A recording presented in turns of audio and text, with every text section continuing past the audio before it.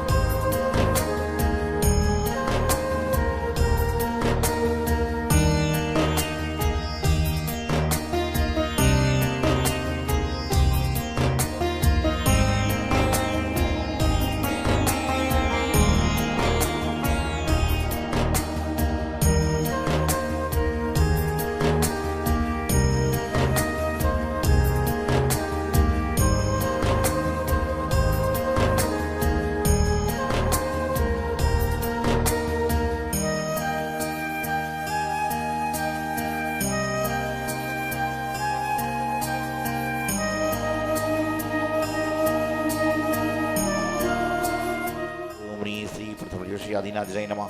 अत्र तो समुष्टा आह्वायन नम अत्र तिष्ठिठाठा स्थापनम अत्र मम सन्नितो भव वसट सन्नधिकरणम दिव्य परिपुष्पांजलिं क्षिपामि।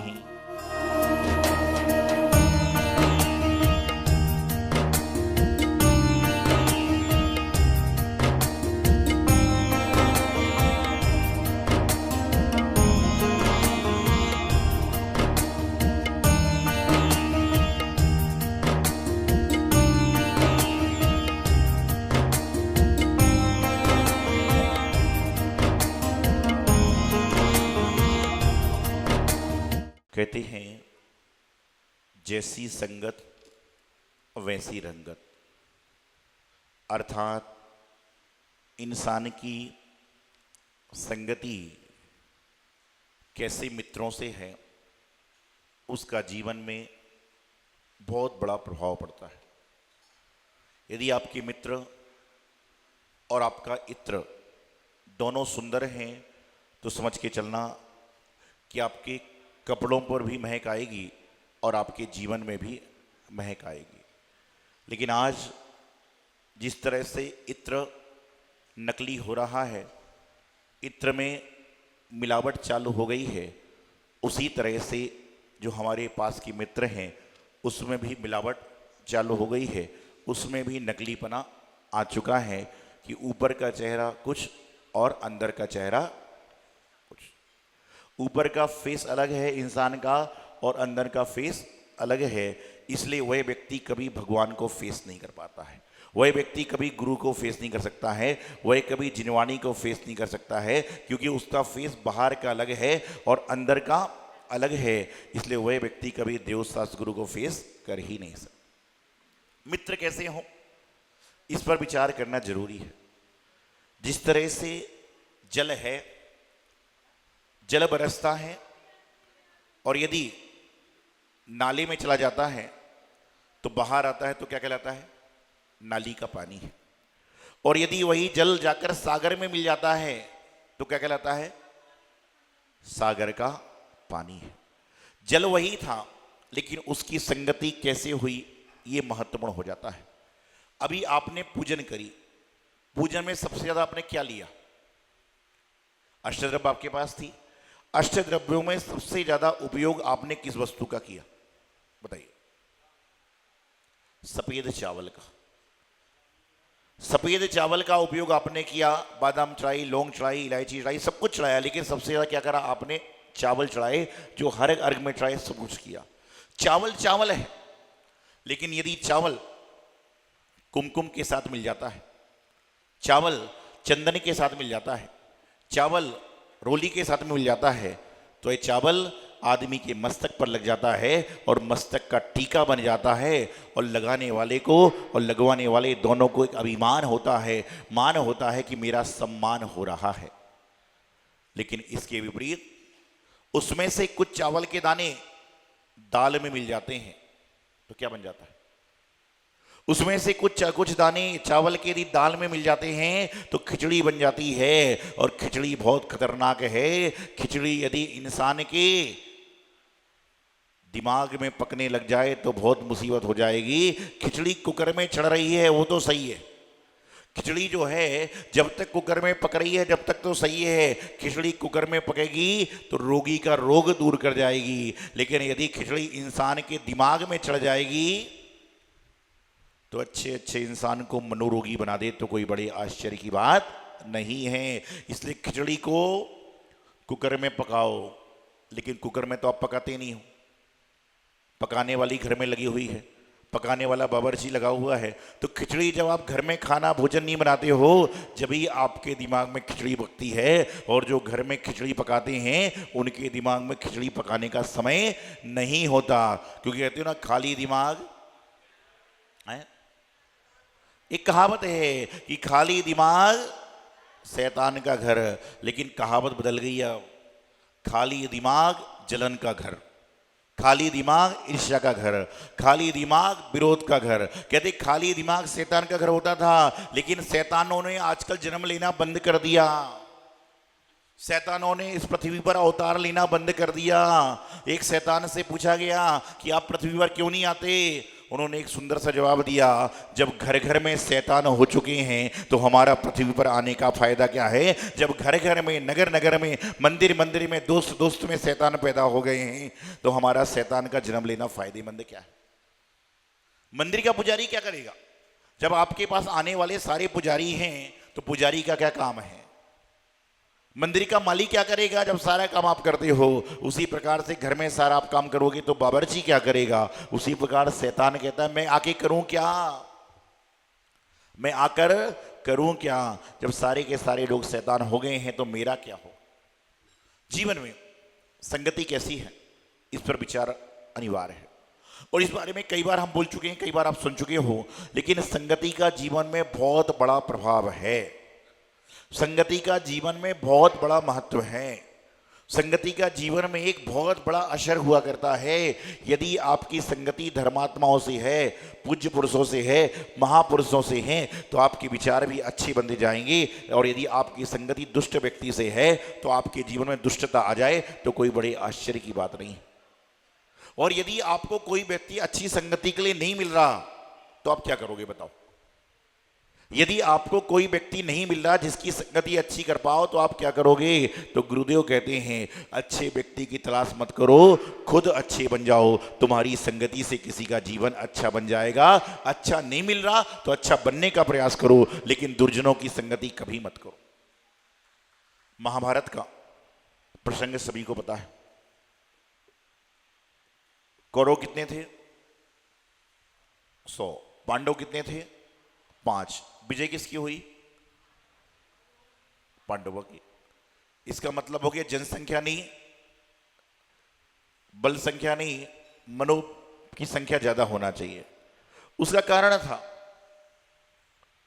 एक बार जब श्री कृष्ण जी क्या है पता आपको? जैन धर्म के हिसाब से क्या है?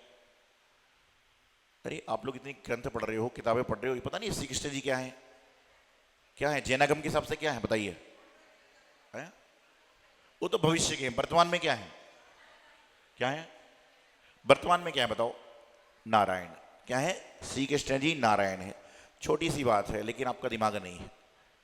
दिमाग सही जगह पर लगाओगे तो सही होगा। तो बता रहा था कि श्री कृष्ण जी नारायण हैं। मथुरा में जन्म हुआ कारागृह में। अभी हम लोग गए थे मथुरा, देखे भी आए कारागृह। तो बता रहा हूं कि जन्म कारागृह में हुआ, लेकिन जीवन लोगों को कारागृह से मुक्त कराने वाला हो गया। तो बताना चाह रहा था कि श्री कृष्ण जी ने जब अर्जुन और दुर्योधन बाल अवस्था में थे, युवावस्था में थे, उनको बुलाया और दुर्योधन से कहा कि जाओ सामने वाले गांव में जाओ और 4 दिन बाद आना और वहां से 4 सज्जन लेकर आना, 4 सज्जन व्यक्ति लेकर आना। वह गया, 8-10 दिन बाद घूम के आया। बोले प्रभु कैसे गांव में भेज दिया, यहां तो सज्जन का नामो निशान नहीं है, सज्जनता की बात ही नहीं है, एक भी घर सज्जन का नहीं है। और गांव का नाम क्या था पता आपको? क्या नाम था? सज्जनपुर। क्या नाम था गांव का? सज्जनपुर। बोले सारे सज्जन नहीं है, इसका नाम दुर्जनपुर कर दो। श्री कृष्ण ने अर्जुन को बुलाया, बोले जाओ इसी गांव में तुम जाओ और 4 दुर्जन लेकर आओ। क्या कहा? 4 दुर्जन लेकर आओ। दुर्योधन कहता है कि प्रभु बार बार मेरे साथ ही ऐसा क्यों होता है? जब पूरे गांव में दुर्जन ही दुर्जन है तो 4 दुर्जन लाना कोई बड़ी बात थोड़ी ना है। श्री कृष्ण ने कहा नहीं, जाओ लेके आओ। अर्जुन बोला कितना टाइम है? बोले 1 महीने। अरे बोले प्रभु धोखा ही धोखा, 4 दिन का काम, 4 मिनट का काम 1 महीने के लिए। अर्जुन 1.5 महीने बाद लौट कर आए, खाली हाथ, रीते आ गए। बोले क्या हुआ, एक भी दुर्जन नहीं लाए? अरे बोले प्रभु दुर्जन हो तो लेकर आऊं, मुझे तो पूरे गांव में 1.5 महीने में एक भी दुर्जन व्यक्ति नहीं मिला, एक भी दुर्जन व्यक्ति मुझे मिला नहीं 1.5 महीने में। दुर्योधन 4 दिन में लौट कर आ गया कि एक भी सज्जन नहीं मिला। अब दुर्योधन बोला ऐसा हो ही नहीं सकता है, ये झूठ बोलता है। खूब वार्तालाप हुई और खूब सारी की सारी क्रियाएं हुई, सब कुछ हुआ। अंत में गांव वालों को बुलाया गया। बोले बताओ भाई माजरा क्या है? बोले हजूर पहले जो राजकुमार आए थे वो जैसे ही हमारे गांव में आए तो गांव के बाहर उन्होंने एक आदमी को बोला क्यों बे, इस गांव में कहां कहां लोग रहते पता तू? तो उस आदमी ने बोला भाई ये उद्दंड व्यक्ति आ गया है। तो जैसे ही चौपाल पे आए वह पानी के खड़े रखे थे, तो इन्होंने पानी पीने के लिए निकाला, चिल्लाकर बोले कितना गर्म पानी मटके में भर रखा है। हर किसी से इन्होंने अभद्र व्यवहार किया, हर किसी से इन्होंने उल्टी सीधी बातें करी। तो इनको देखकर लोगों ने मुंह छुपा लिया कि इसके सामने जाएंगे तो हमको भी अभद्र बात करेगा। फिर बोले इसके साथ में क्या हुआ? तो बोले ये दूसरे महानुभाव जब आए तो ये भी आ रहे थे, तो एक गली में आदमी जा रहा था, उनने इनको रोका, इन्होंने उसको रोका और रुक कर पूछा भाई साहब यहाँ घर कहाँ कहाँ पर हैं?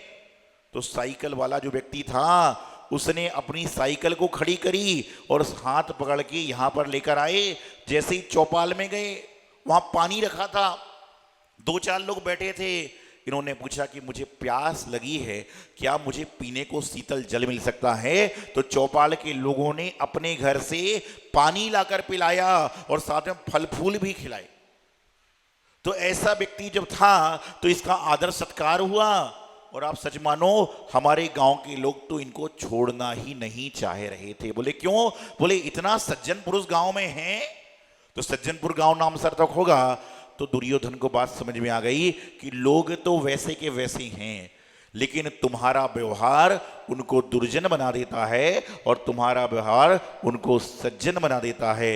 इसलिए तो कहा जाता है your nature decide your future, कि आपका नेचर कैसा है वही आपके फ्यूचर को डिसाइड करने वाला है। आपकी संगति कैसी है वही आपका भविष्य दर्शाने वाला है। तो आप चावल हो, आप क्या हैं? चावल की भांति हैं। यदि आप केसर लग के चावल बन जाओगे तो भगवान के चरणों में जाओगे, लोगों के मस्तक पर आओगे। लेकिन यदि दाल में मिल जाओगे तो खिचड़ी बन जाओगे। और खिचड़ी कौन खाता है? खिचड़ी कौन खाता है? जब आदमी रोगी हो जाता है। खिचड़ी खाना भी ठीक है, लेकिन दिमाग में खिचड़ी पकाना ठीक नहीं है। तो आप जले हैं, आपका जल जाकर भगवान के, आप ये सोचो कि हे भगवान, अगली पर्याय तो हमें अच्छी मिलेगी, लेकिन कदाचित यदि मुझे जल बनाना तो मुझे उस जगह बरसाना जहां भगवान की प्रतिमाएं खड़ी हों, तो मेरे जीवन का पुण्य आ जाएगा कि मैं जल बनकर भगवान के मस्तक पर चढ़ूंगा। ऐसे भाव बनाना और अपने जीवन कल्याण करना, यही मंगल शुभावना। आचार्य गुरुदेव सिद्धांत सागर जी महाराज की।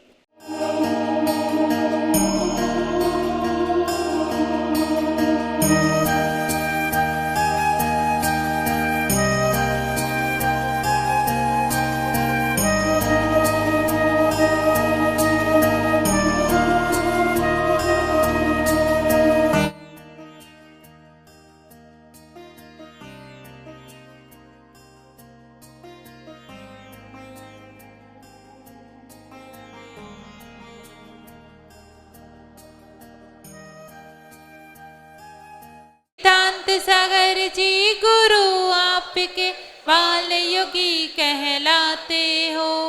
जन जन को संस्कार देते गुरु सौभाग्य सागर जी हमारे हैं। देवा हो गुरु देवा, देवा हो गुरु देवा।